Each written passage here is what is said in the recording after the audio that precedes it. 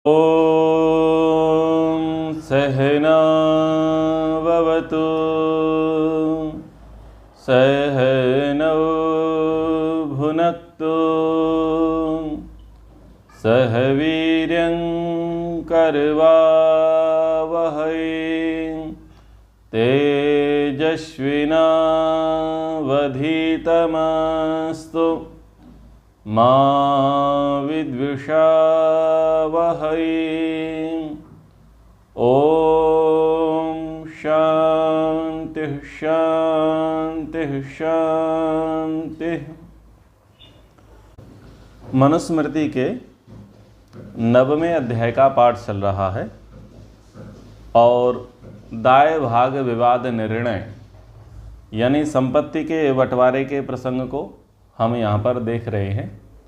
पिछली कक्षा में प्रसंग चला था कि यदि पिता की मृत्यु हो जावे और 3-4 पुत्र पुत्रादि रहें तो किस प्रकार से संपत्ति का विभाजन होवे और किस प्रकार से भाइयों के पालन पोषण का दायित्व उन पर आता है। तो उस प्रसंग को हमने समझा था।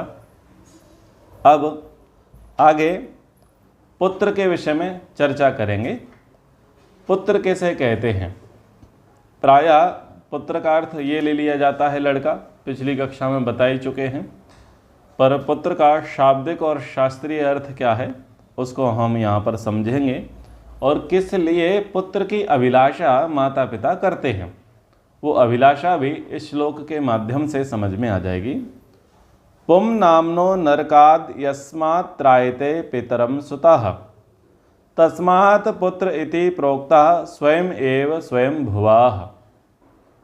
जो पुत्र माता पिता की पुम संतान के अभाव रूप कष्ट और वृद्धावस्था रोग आदि से उत्पन्न होने वाले दुख रूप नरक से त्रायते रक्षा करता है, तस्मात् इस कारण से स्वयं भुवा स्वयं एव पुत्रः इति प्रोक्तः। स्वयंभू ईश्वर ने वेदों में बेटे को पुत्र संज्ञा से अभिहित किया है। तो इसलिए पुत्र शब्द की व्युत्पत्ति हुई है और पुत्र शब्द की अभिलाषा यहाँ पर रखी है। तो पुरु त्रायते पिपरणाद्वा पुम नरकम ततस्त्रायत इति वा, अर्थात जो सभी प्रकार से सुरक्षा करता है, पालन पोषण करता है, यानी जो वृद्ध अवस्था में जो कष्ट होते हैं उन कष्टों से जो रक्षा करता है। वृद्ध अवस्था में क्या होता है? रोग आते हैं, शोक आते हैं, अभाव आते हैं और वृद्ध अवस्था में व्यक्ति बहुत कुछ कहना चाहता है, अपने अनुभवों को, अपनी परेशानियों को, या वो चाहता है कि मैं किसी को सलाह दूं, लेकिन उसको कोई सुनने वाला नहीं होता। तो जब उसे कोई सुनने वाला नहीं होता तो उसको मनोरोग हो जाता है, क्योंकि उसके पास बहुत कुछ है ना बोलने को, लेकिन उसे कोई सुन नहीं रहा है। तो वो जो अवस्था है उस अवस्था में कष्टों से रक्षा करने वाले को यहाँ पर पुत्र कह रहे हैं।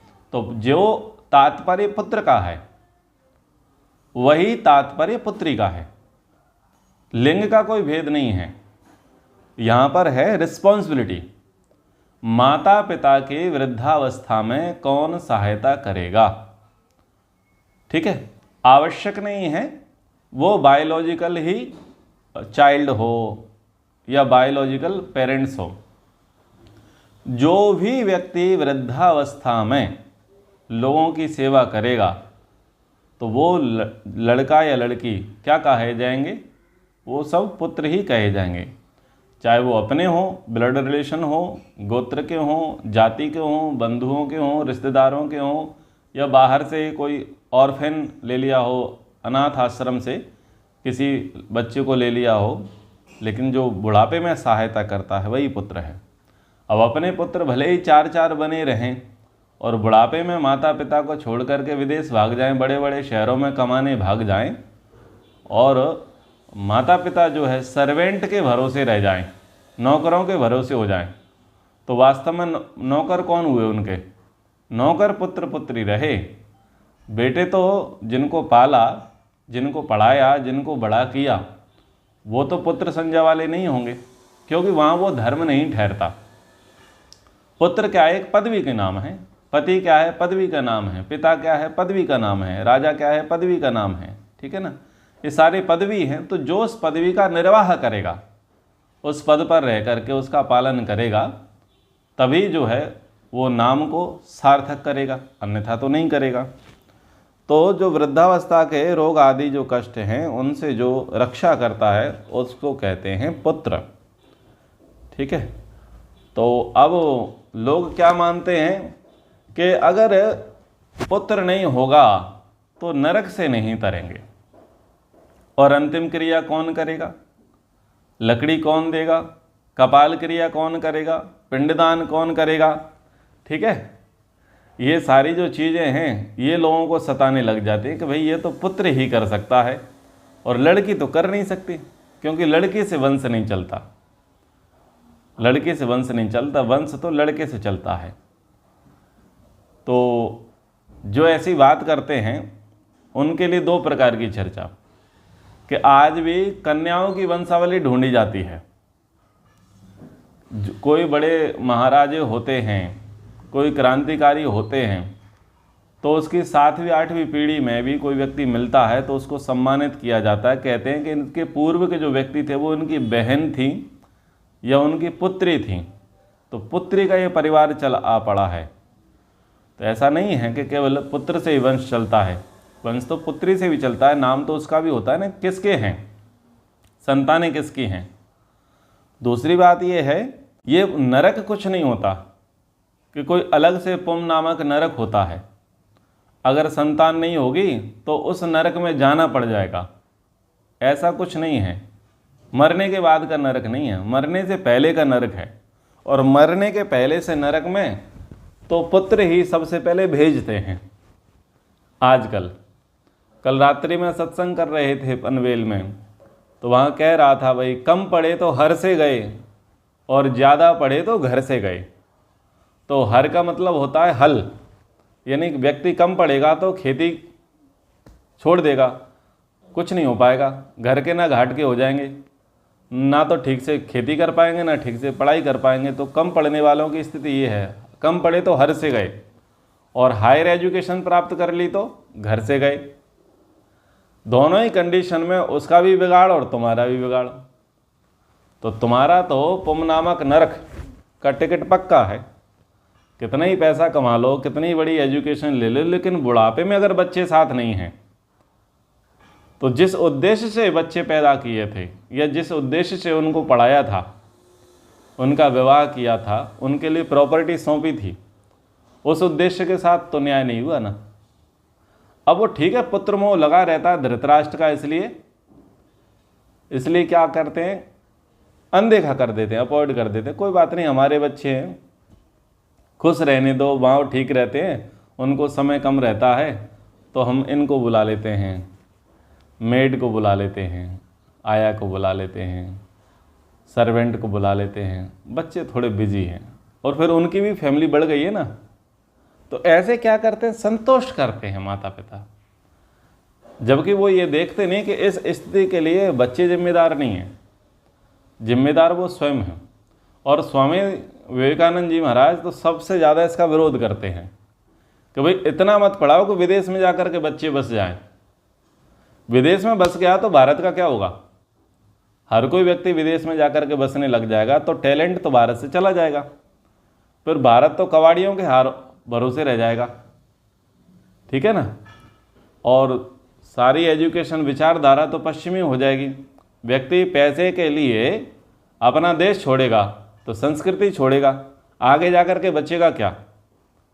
ना तो बेटा बचने वाला है और ना ही पैसा बचने वाला है। और जो पैतृक संपत्ति है उस पर तो लुटेरे लूट करेंगे, लुटेरे राज करेंगे, तो लाभ नहीं है। हायर एजुकेशन में लाभ नहीं है। एजुकेशन ऐसी लो कि बच्चे देश में रहें। विदेश पढ़ने चले जाओ लेकिन काम अपने देश में करो, अपने देश को आगे बढ़ाओ। अपने देश में जो अभाव हैं उन अभावों को दूर करो। जब बाहर जाकर के आपको अपॉर्चुनिटी मिल रही है, बाहर जाकर के आप बढ़िया काम कर रहे हैं, तो यहाँ क्यों नहीं कर सकते? आप ऐसा वातावरण यहाँ पर बनाओ, आवश्यकता आविष्कार की जननी है। और फिर वहाँ भी तो तुम अभाव में रह रहे हो, वहाँ तुम्हें माता जी तो नहीं मिल रही ना, पिताजी नहीं मिल रहे, और गांव का जो वातावरण है वो भी नहीं मिल रहा, अनेक प्रकार का हमारा ऋतु के अनुकूल यहाँ पर भोजन है वो भी वहाँ नहीं मिल रहा, अनेक मौसम है वो भी वहाँ देखने को नहीं मिल रहे हैं, और हमारे जिस प्रकार से ट्रेडिशनल तरीके से जो फेस्टिवल्स होते हैं वो भी वहाँ पर देखने को नहीं मिलते। और आप तो चूँकि हमसे कनेक्ट हो इसलिए आप में भारतीयता है, पर जो बच्चे आपके अब वहाँ जन्मेंगे उनमें भारतीयता तो रहेगी नहीं, तो उधर आपकी पीढ़ी खत्म, इधर हमारी पीढ़ी खत्म, भारतीयता से बिल्कुल दूर हो जाएंगे। तो इस चीज़ को ध्यान में रख करके विचार करना चाहिए एजुकेशन पर, कि हमारी एजुकेशन ऐसी हो जो भारत को बढ़ाने वाली हो, भारत के परिवारों को एकत्र करने वाली हो। परिवार ही विखंडित हो जावे ऐसी एजुकेशन का क्या ही करना है। ठीक है,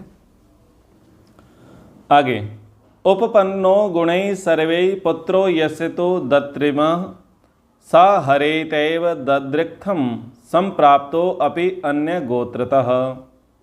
जिसका दत्तक यानी गोद लिया हुआ पुत्र सभी श्रेष्ठ या वर्णोचित्र पुत्र गणों से संपन्न हो, चाहे वह दूसरे वंश का ही क्यों न हो, वह उस गोद लेने वाले पिता के धन को उत्तराधिकारी में निश्चित रूप से प्राप्त करता है। तो उत्तराधिकारी के रूप में तो जिसको बच्चे को गोद में लिया है उसको धन की प्राप्ति होती है, इसमें यहाँ पर इन्होंने कोई संदेह नहीं बताया है। और हमारे भारत में भी ये परंपरा है कि जिसको गोद ले लिया है तो उस पर उसका जो है संपत्ति पर अधिकार हो जाता है। परंतु जब अंग्रेज भारत में आए तो उन्होंने देखा कि ये वंशहीन हैं, तो उन्होंने ऐसे कानून बना दिए थे कि केवल आपका स्वयं का पुत्र होगा वही इसका शासन करेगा, और अगर आप गोद लोगे तो हम इसमें बगावत आरंभ करा देंगे और हम उसे अस्वीकार करेंगे। तो झांसी में जो युद्ध हुआ, झांसी की जो लड़ाई हुई, इसका सबसे बड़ा कारण यही रहा, क्योंकि जो गंगाधर जी थे उनकी तो मृत्यु हो गई थी, शासन का कार्य आगे बढ़ाया रानी लक्ष्मीबाई जी ने, और फिर पुत्र का अभाव, तो उसको लेकर के बहुत सारा विद्रोह हुआ। क्योंकि ये अंग्रेज़ों की चाल थी, वो चाहते थे कि आगे अगर किसी के यहाँ पीढ़ी नहीं होती, वंश परंपरा नहीं चलती है, तो दूसरे तरीके से हम उसकी संपत्ति को हथिया लें और पहले केयर टेकर बन जावें, बाद में उसके मालिक बन जावें। पर अभी ऐसा नहीं है, अभी तो हम आज़ाद हैं। हरे तत्र नियुक्तायाम जातः पुत्रो यथोरसः क्षेत्रिकस्य तो तद्बीजम धर्मता प्रसवस्य सा। नियोग के लिए नियुक्त स्त्री में औरस सगे पुत्र के समान हुआ क्षेत्रज पुत्र पितृधन का भागी होता है, क्योंकि वह क्षेत्र स्वामी का ही बीज माना जाता है, यह तो ही वह धर्मानुसार इन नियोग से उत्पन्न हुआ हो। तो नियोग के प्रसंग को बीच बीच में यहाँ पर लिया गया है, और जो मुख्य व्यक्ति होता है उसी का नाम जो है संतान के साथ जोड़ता है। जैसे कि अर्जुन थे, भीम थे, नकुल थे, सहदेव थे और युधिष्ठिर थे, तो भले ही इनकी उत्पत्ति का बायोलॉजिकल पेरेंट्स इनके दूसरे रहे हों, परंतु नाम किसका चला? पांडु का ही चला था।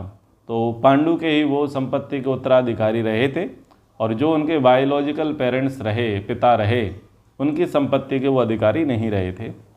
धनम यो बिभ्रयात भ्रातुम मृतस्य स्त्रियम एव च स्वपत्यम भ्रातुत्पाद्य दद्यात् तस्यैव तद्धनम। मरे हुए भाई के धन और स्त्री की जो भाई रक्षा करे, वह भाई की स्त्री में संतान उत्पन्न करके भाई का वह प्राप्त सब धन उस पुत्र को ही देवे। ठीक है, आगे भी ये जो है नियोग के प्रसंग को यहाँ पर लिया गया है। साचेद अक्षत योनि स्यात् गत प्रत्यागता अपि वा पौनर्भवेन भर्त्रा सा पुनः संस्कारम अर्हति। तो इस श्लोक को आधार बना करके ऋषि दयानंद सरस्वती जी ने पुनर्विवाह की चर्चा रखी थी। तो जिस काल में ऋषि दयानंद जी ने पुनर्विवाह की चर्चा रखी, उस काल में बाल विवाह होते थे, कम आयु में ही लड़कियों के विवाह हो जाते थे, और पुरुषों की जो अवस्था होती थी वो दुगनी तीन गुनी होती थी, बेमेल विवाह होते थे। और फिर उनकी मृत्यु हो जाती थी। अब वो बालिका वधू बनी हुई हैं, विधवा बन गई हैं और विधवा ही वो पूरा जीवन काट रही हैं, दूसरा विवाह उनका होता नहीं था। समाज में ये मान्यता थी कि बेटा तुम डोली में गई हो तो अर्थी में लौट करके आना।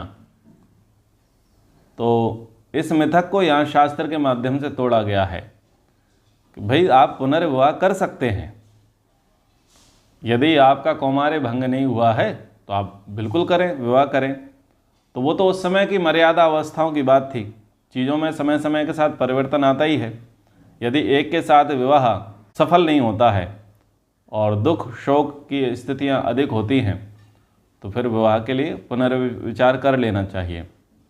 ठीक है, अब जो मुख्य विषय है कक्षा का वो है मातृधन का विभाग, यानी पिता की संपत्ति में तो हिस्सेदारों की चर्चा हो गई कि पिता के पीछे संपत्ति के उत्तराधिकारी कौन होंगे, अधिकारी कौन होंगे, किस किस प्रकार से होंगे। लेकिन कुछ संपत्ति माताजी के पास भी है, तो माताजी की संपत्ति में कौन अधिकारी होगा? तो जो दहेज लिया जाता है या जो दहेज लेते हैं या जो दहेज देते हैं, उन सब के लिए विषय बड़ा महत्वपूर्ण है। जनन्याम संस्थितायाम तो समम सर्वे सहोदराः भजेरन मातृकम रिक्तम भगन्यश्च सनाभयः। माता के मर जाने पर सब सगे भाई और सब सगी बहनें माता के पारिवारिक धन को बराबर बराबर बांट लें। यास्तासाम स्युः दुहितः तासाम अपि यथाहतः माता मह्या धनात् किंचित प्रदेयम प्रीतिपूर्वकम। उन सभी बहनों की जो पुत्रियों हों उनको भी यथायोग्य प्रेम पूर्वक नानी के धन में से कुछ दे देना चाहिए। अध्यग्न्यध्यावाहनिकम दत्तम च प्रीति कर्मणि भ्रातृमातृपितृ प्राप्तम षड्विधम स्त्री धनम स्मृतम। स्त्री धन 6 प्रकार का माना गया है। विवाह संस्कार के समय प्राप्त धन, पति के घर जाती हुई कन्या को पिता के घर से प्राप्त हुआ धन, प्रसन्नता के किसी अवसर पर पति के द्वारा दिया गया धन, भाई से प्राप्त धन, माता से प्राप्त धन, पिता से प्राप्त धन। ठीक है। अन्वाध्येयम च यदत्तम पत्या प्रीतेन च वियत पत्यो जीविति वृताया प्रजायास्तद धनम भवेत्। जो अन्वाध्येय अर्थात विवाह के पश्चात पिता या पति द्वारा दिया गया धन है वह धन, और जो प्रीति पूर्वक पति के द्वारा दिया गया धन है, पति के जीवित रहते भी पत्नी के मरने पर वह धन पुत्र पुत्रियों का ही होता है। तो अब ये जो 4 श्लोक हैं उन 4 श्लोकों के भावों को समझने का प्रयास करें। पहले चर्चा आई थी कि पिताजी हैं और पिताजी की मृत्यु हो गई है तो पैतृक संपत्ति का अधिकारी कौन होगा। तो वहाँ पर दाय भाग के अनुसार, उद्धार के अनुसार वहाँ पर एक प्रसंग बता दिया कि अनुपात के अनुसार भी संपत्ति का बंटवारा कर सकते हैं यदि जिम्मेदारी ली गई है तो, और यदि सभी वयस्क हैं, सभी बड़े हैं तो फिर बराबर बराबर मात्रा में संपत्ति का बंटवारा कर सकते हैं और प्रत्येक भाई अपने भाग में से 4था हिस्सा अपनी बहन को दे देवे यदि वो बहन अविवाहित है तो। ठीक है, इतनी चर्चा हो गई थी। लेकिन अब आती है चर्चा माता की। तो प्रश्न उठता है कि स्त्रियां कब व्यापार करती थीं, कब नौकरी धंधा करती थीं? उनके पास तो कुछ पैसा होता नहीं था। तो उनके पास पैसा होता था और उनके पास जो पैसा होता था वो 6 अवसर होते थे। 6 अवसर कौन कौन से होते थे? सबसे पहला विवाह संस्कार के समय प्राप्त धन, यानी कन्या का विवाह संस्कार हो रहा है तो बहुत सारे लोग लिफाफे लेकर के आते हैं। ठीक है, वो सारे लिफाफे किसके हैं? कन्या के लिए हैं, कन्या के निमित्त आए हैं। तो उस पर अधिकार किसका है? कन्या का है, ना तो कन्या पक्ष का है और ना ही वर पक्ष का है। ठीक है, समझ में आ गया ना? उन लिफाफों पर अधिकार कन्या पक्ष का भी नहीं है, वर पक्ष का भी नहीं है, कन्या का है, यानी जिसका विवाह हो रहा है उसी का है। तो ये है विवाह के समय, विवाह संस्कार के समय जो प्राप्त धन है, जो भी धन दिया जाएगा, जो भी उपहार दिया जाएगा, ना केवल पैसा, सारा वस्तु, सारे द्रव्य, जो भी आइटम गिफ्ट हो उसे दिए जाएंगे, वो सब के सब किसके हैं? वो कन्या के ही हैं। एक ये है। दूसरा है पति के घर जाती हुई कन्या को पिता के घर से प्राप्त हुआ धन, ये है कन्यादान। ये कन्यादान की चर्चा है।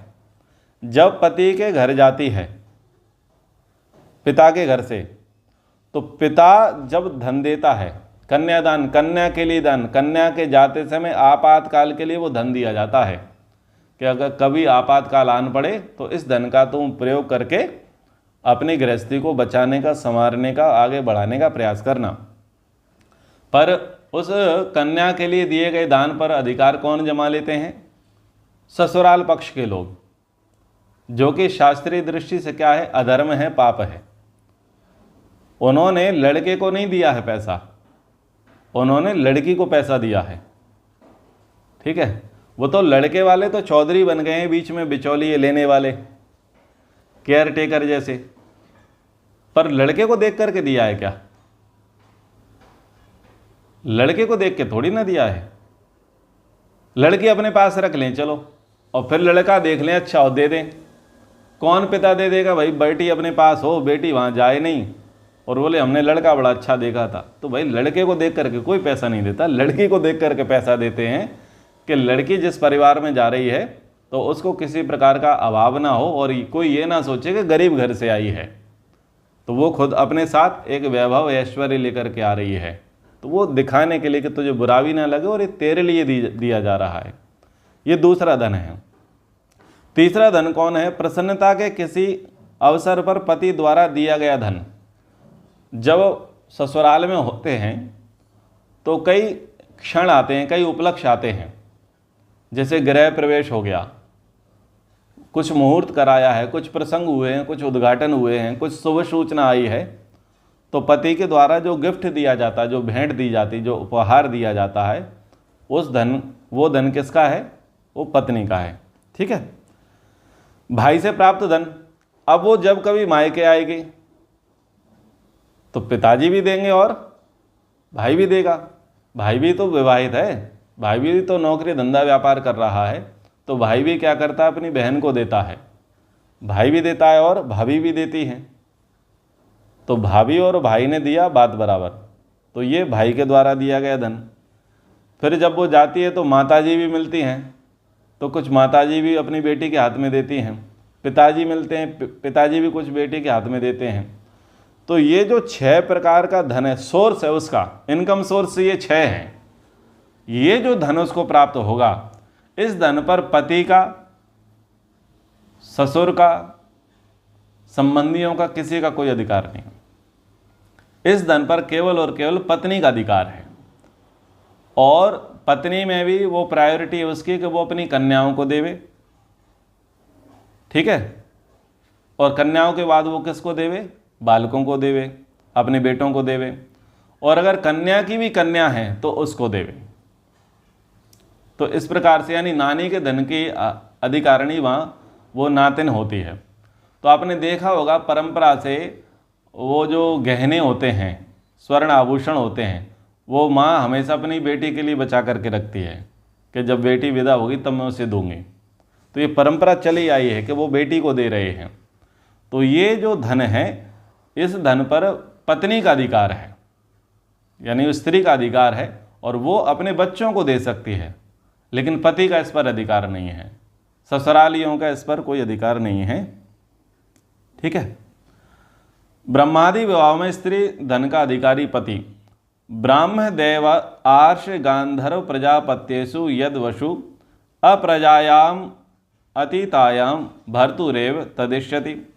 ब्राह्म विवाह, आर्ष विवाह, गांधर्व, प्रजापत्य विवाहों में जो स्त्री को धन प्राप्त हुआ है, स्त्री के संतानहीन मर जाने पर उस धन पर पति का ही अधिकार माना जाता है।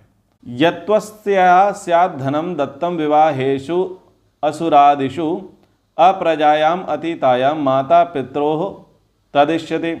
और जो इसे आसुर, गांधर्व, राक्षस, पैशाच विवाहों में दिया गया धन हो, पत्नी के निसंतान मर जाने पर वह धन स्त्री के माता पिता का ही होता है। तो 4 विवाह श्रेष्ठ माने और 4 विवाह अश्रेष्ठ माने। तो श्रेष्ठ विवाह में तो कह दिया कि आप जो है पति को दे दें, और जो अश्रेष्ठ विवाह है, अश्रेष्ठ विवाह में तो लेन देन होता ही है। तो लेन देन होता है तो वहाँ पर वापस कर देवे। राक्षस और असुर विवाह जो हैं वो दहेज प्रथा के अंतर्गत आते हैं, निंदनीय निकृष्ट माने गए हैं, और उन्हीं विवाहों में सर्वाधिक विवाह विच्छेद की स्थितियाँ आती हैं, तलाक की स्थितियाँ आती हैं, और स्त्री या पुरुष के व्यवहार के भ्रष्ट होने की जो घटना है वो वहाँ पर स्पष्ट आ जाती ही हैं। ना निर्हारम स्त्रिया कुर्यो कुटुंबाद बहु मध्यगात स्वकादपि च वित्ताधि स्वस्य भर्तुर न आजेया। स्त्रियां बहुत सदस्यों वाले कुटुंब से चुपके से धन ले लेकर अपने लिए संग्रह धन का और व्यय न करें, और अपने धन में से भी अपने पति की सहमति के बिना व्यय न करें। तो अब नोटबंदी में क्या हुआ? नोटबंदी में चोरी पकड़ी गई। मोदी जी ने आदेश कर दिया कि नोटबंदी होगी, तो अब ऐसा ऐसा गुप्त गुप्त धन निकल रहा है, बताओ, बड़े विचित्र प्रकार से। यहाँ से चावल के डब्बे से, मूंग की दाल में से, ड्राई फ्रूट्स के पैकेट में से, साड़ियों के भीतर से, ठीक है, वो अलमारी है, अलमारी के नीचे पेपर लगा है या रेगजीन लगी है, उसके अंदर ऐसे पड़ा है, साड़ियों के डिब्बे में भीतर पैक है, अब वो कहीं कहीं पर छुपा रखा है। उन्हें पता है कि कहाँ कहाँ पर नज़र हो सकती है, तो हमेशा अलग अलग प्रयोग किए जाते थे। तो ऐसे कईयों को प्रयोग करने से पता चला पति की मंथली इनकम है 10,000 और पत्नी से निकल रहे हैं 20,000, और वो भी कौन? बोले 1,000 के नोट, 500 के नोट निकल रहे हैं, ठीक है। तो स्त्रियों में गुण होता है, मतलब आप ये मान के चलें इस गुण की उनके अंदर अधिकता है कि वो कैसे न कैसे करके और पैसे तो बचाती हैं। अच्छी बात है, बचाना चाहिए, पर ऐसे नहीं बचाना चाहिए। तो इसको क्या बोले? गलत बोला गया है, अधर्म बोला गया है। स्त्रियां बहुत सदस्यों वाले कुटुंब से, अब परिवार कैसा है? बड़ा परिवार है, छोटा परिवार नहीं है, तो कंडीशन अप्लाई है यहाँ पर। अब छोटा परिवार तो सुखी परिवार है ही, तो सुखी परिवार में क्या ही फर्क पड़ता है, इस जेब से निकालो उस जेब में डाल लो, क्योंकि बेचारे यहाँ तो हम दो और हमारे दो ही हैं। पर जहाँ पर 8-10 लोग हैं और पूरा संयुक्त परिवार है, वहाँ पर अगर स्त्रियाँ अपने कुटुंबीजनों से चुपके धन चुराएंगी तो वो चोरी के अंतर्गत आएगा, और फिर अपने मनमर्जी के तरीके से खर्च करेंगी तो वहाँ पर क्या आएगा? दोष आ जाएगा, धन के चुराने का दोष आ जाएगा और धन की बर्बादी का दोष आ जाएगा, धन का लोभ लालच उनके अंदर बढ़ जाएगा। तो इसलिए ये नहीं करना चाहिए। और यदि वो पैसा खर्च कर रही हैं तो पति को हमेशा पता होना चाहिए कि कहाँ पर खर्चा हो रहा है, ताकि जो है बिगाड़ की स्थिति उत्पन्न ना होवे।